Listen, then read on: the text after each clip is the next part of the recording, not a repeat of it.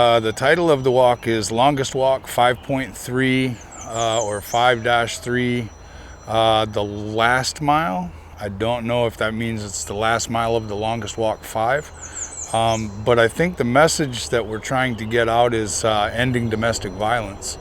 Of course, that wraps into the MMIW and the missing and murdered Indigenous women, men, children, elders.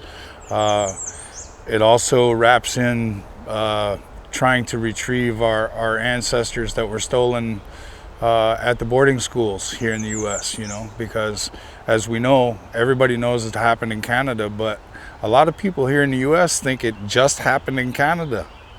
They really don't know their own history, so if they don't know theirs, how can we expect them to know ours? We're not recognized, we're not a part of services for anything. We have to either go through our tribes to get services. And domestic violence is a hard thing for our Native people to help, because there's a lot of back issues, past generational trauma, because of another issue that has been brought about in the United States is the boarding schools. All those young babies being brought out and those parents finding out where their families are. And as a matter of fact, I am a daughter of a survivor of a boarding school. My granddaughter was killed very brutally, and then even they killed her, then they mutilated her body more by setting her on fire. And we added domestic violence because it was her ex-boyfriend that killed her and set her on fire. And so these are hard issues. These are probably the most emotional charged issues that I've been involved with, and but I now know that it's going to be my last hurrah, so to speak. I will do this for the rest of my life. When my dad added the domestic violence, it meant a lot to me to finish this part of the walk.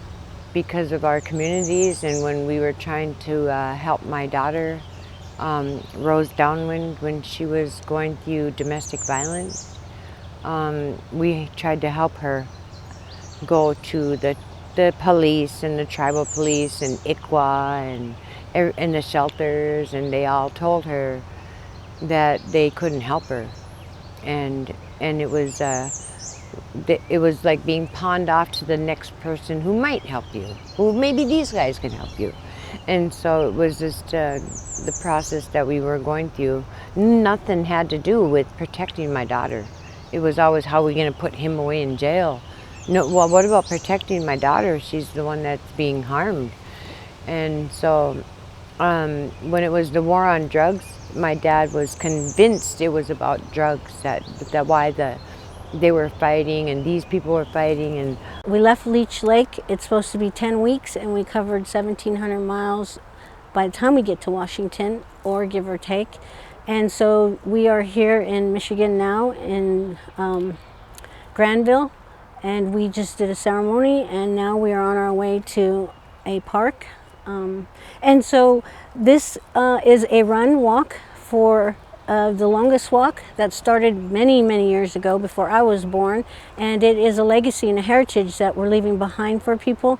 And the Banks are here. We have Darla Banks with us, and we are determined to get to Washington to bring the issues and carry the message that face all Indigenous Native culture, and as well as all people.